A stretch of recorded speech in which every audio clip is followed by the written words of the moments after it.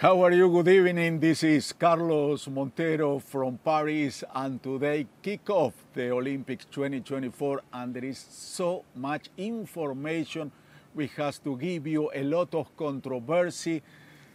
Argentina started with soccer, with football. They tied the game. The VAR said no, it was an offside. They had to come back, the players. But I'm going to tell you, this is only a tease. I tell you later what's going on and how Paris is getting ready for this coming Friday. That's going to be the opening ceremonies. Really is fantastic city that's dressing up for a big event. It's the third time that Paris is going to be host of an Olympic game. In this special program, it's going to be with us. Let's go first with Eduardo Regonesi. Eduardo is going to be in different points of the city, and he's ready to talk to us. Eduardo, good afternoon. Hello, Carlos. How are you? What a How's day. everybody What a at day. home? Finally, the day has come. The Olympics 2024 are on the way. As you said, though, the opening ceremony is not until Friday. We're 2 days away from that. But the action started today with a lot of controversy. As you mentioned, football and rugby started. We will be talking specifically about football because something that it's probably unheard of in any competition happened today. We will be talking about that. I'm not going to spoil you just yet. I'm going to invite you to come back because we're going to be talking about this also. The beautiful city. We are right in front of the Arc of Triumph because the landmarks of Paris are going to be one of the main protagonists of this story as well. We will talk about that in just a little bit. Carlos, I'll go back with you right now. We have a lot of things to talk about. I know a lot of people on social media that are really upset of what's happened with Argentina, and other people are happy because they said it was unfair that Argentina tied that game. Another of our collaborators in this special program, we are going to be from today until the end of the Olympics, August 11, is Charlie Montero. Charlie has the chance to talk to different Parisians who are here experimenting this beautiful organization, the Olympics Games.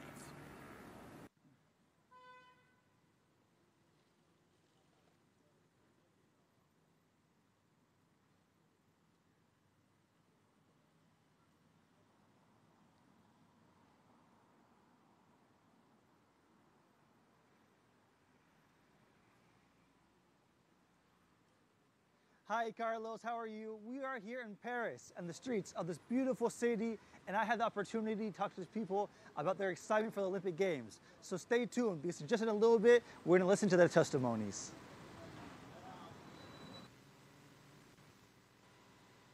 Like I was telling you before, Charlie has the chance to talk to foreign people who are here in Paris and people from Paris who said, my God, this is running crazy. I want to get out of the city. But let's talk about sports today.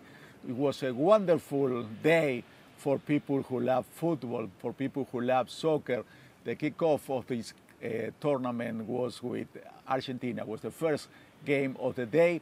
Argentina played Morocco.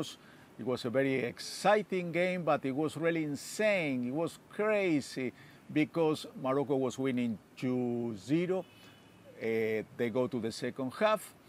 It was winning 2-1, and the referee said, we are going to give extra time. You know how much time he gave? 15 minutes.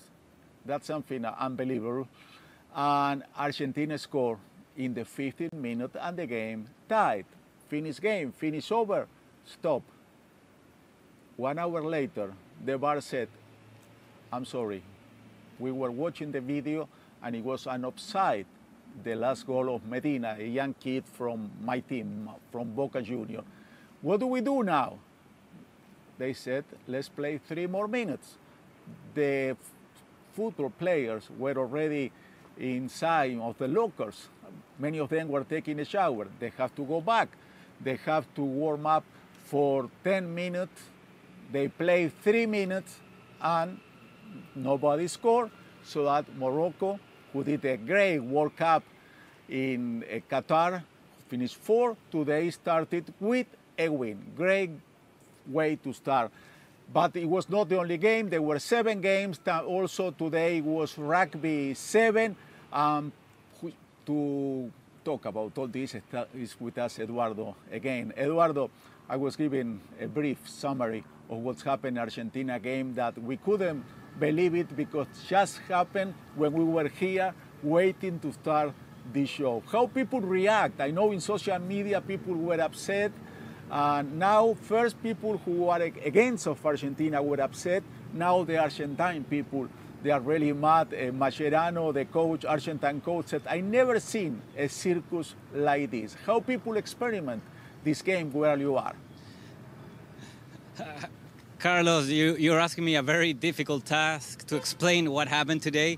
I think every football fan in the world should be upset. I was listening to your summary, and if I wouldn't have read it before, I would have thought that you were kidding, that you were joking, because this is something unheard of. There's a meme, there's jokes on the internet. You know what they say? I don't expect anything from you, and yet you still disappoint me. I think that's what people feel with FIFA. We've seen it in many occasions. The VAR especially, it's a disaster. It has not been applied well. In Europe, it works most of the time in good conditions. We saw it at the Euro. But in Latin America and other places, it's not the case. And what happened with Argentina, as you said, an hour and a half after the final whistle, the game is called the other way. It's simply unheard of. But let's talk about other results, because at the end of the official Paris 2024 page says Morocco won 2-1, so the game goes to Morocco. Spain defeated Uzbekistan as well in football. This is the first action today. And we will be waiting for Dominican Republic and Egypt. Apparently the game, it's done right now, we're live, but it's 0-0 between Dominican Republic and Egypt. And later on, Paraguay is going to be facing Japan. That's the three countries that we're going to be following, especially the Latin countries that we're going to be bringing you all the details. Hopefully the next games will be more straightforward. The game will stop at 90 minutes and we will not have any surprises later on. Let's talk a little bit about rugby, shall we, Carlos? I know Argentina, it's a big rugby country, and they started in a very, very good manner. They defeated Kenya. This is rugby 7. I want to talk a brief moment about that. It's not the traditional rugby that you see. It's 7 aside, 7 players per side, and much shorter games. Rugby games are 80 minutes long. These games are 14 minutes long, so this allows for the teams to play twice a day. Argentina played Kenya early today, defeating them, and they're going to be playing later on tonight against Samoa around 7:30 local time. Uruguay, the other Latin American nation, lost to Fiji, and they're going to be playing France later on tonight. Fiji is the 2 times gold medal. They won the previous tournament in Tokyo and Rio. Those are the first time that Rugby 7 was introduced as a sport, and Fiji has 2 gold medals, and Argentina is going to go to surpass the bronze medal they got last time around. Do we have time, Carlos, to talk a little bit about security? Because I don't know if you can see it right now. There's a lot of police officers behind me. You've seen it too as we walk around. A lot of fences, the streets were cut off. A lot of police officers. Just a quick fact, there's 45,000 police officers in France right now, and 10,000 soldiers that are being supported, the French army. This is the biggest military camp in Paris since World War II. So it's a lot of security. They have drones flying around the city. They have helicopters, AI, they're using facial recognition to guarantee the security of these Olympic Games. That in terms of security. Yes, Carlos, I can hear you.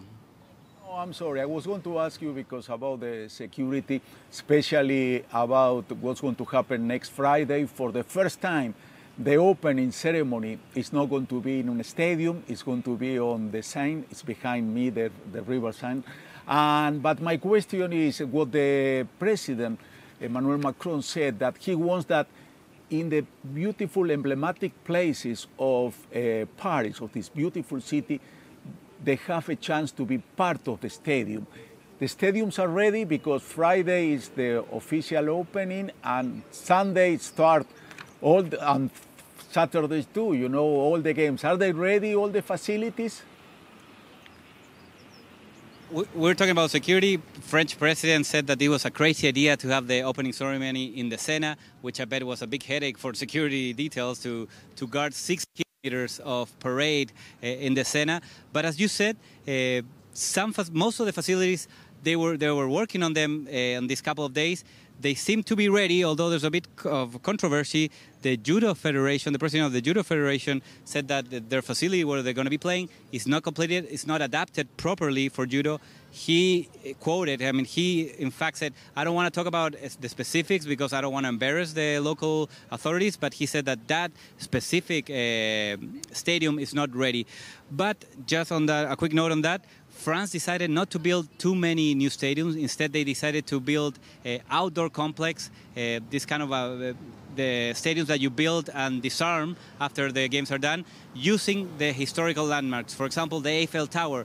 Right on the feet of the Eiffel Tower, they built a beach volleyball course. We're going to have Chile, Cuba, and Brazil playing their matches there, the beach volleyball, with the beautiful Eiffel Tower as a backdrop. So it's going to be fun. It's going to be interesting to see all these new stadiums. And as you were asking me, Carlos, most of them are finished and ready to go for the next couple of days. It's going to be really beautiful, the open ceremony. It's going to be unique. At least 10,500 athletes, half men, half women, first time. Than in an Olympic, you have equal number of male and female. But what I was want to ask you, Eduardo, about those games, there are two nations that are not going to participate in this Olympic, Russia and Belarus, because what's going on in Ukraine. What do people say about that? It's a bit of a controversy. Russia was banned from participating. The athletes were not banned themselves. They can participate, but they can do it as independent, neutral athletes. They cannot wear a Russian flag. You're not going to see the Russian flag. Tennis player Dani Medvedev is one of the main ones, but only 15 Russian athletes are going to be here in Paris. That's a big change from last Olympics in Tokyo. Only 15 for such a big federation. But it's they decided to boycott the games. In fact, the Russian public televisions are not going to broadcast the game for the first time since 1986 as a sign of boycott to the French government. Although we have many days to talk about these wonderful games, I'm sure, and they started today with controversy. Eduardo in communication with us. You know that today is the start of the sport. Yesterday was the Olympic Day. Why was the Olympic Day yesterday? Because there is a person, a particular, very eccentric, Pierre de Coubertin. He was the one who imagined to have those different nations competing. Let's talk a little bit about him. We have this profile of him.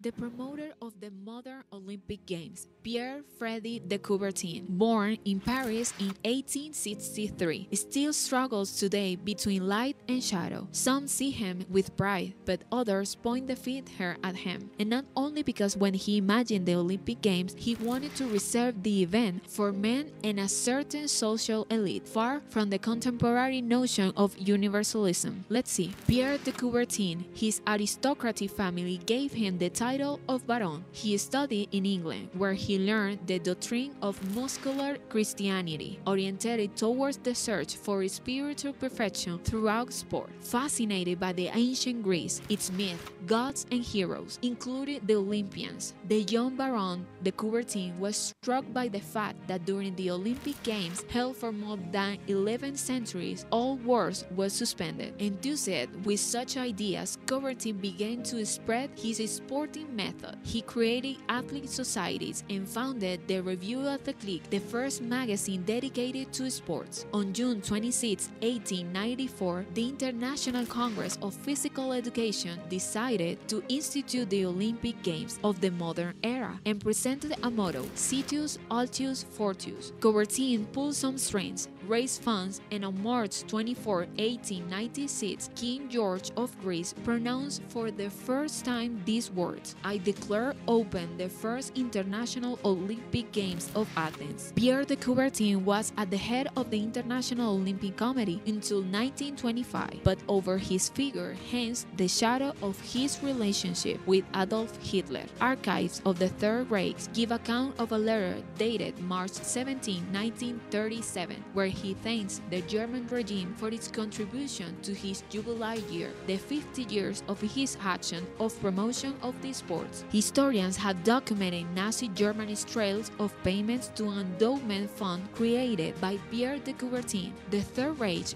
planned to open an International Olympic Institute in Berlin and courted Cobain, organizing unsuccessfully his candidacy for the Nobel Peace Prize. The promoter of the modern Olympic Games, he held points in common with Nazi ideology, such as not wanting to see women in the stadiums and believing in the superior essence of the white race. Talking about controversy, let me finish with an update. Dominican Republic, who didn't have a professional league until 2015, today opening a tie with Egypt 0-0. And with that information, see you all tomorrow. Thank you for being with us.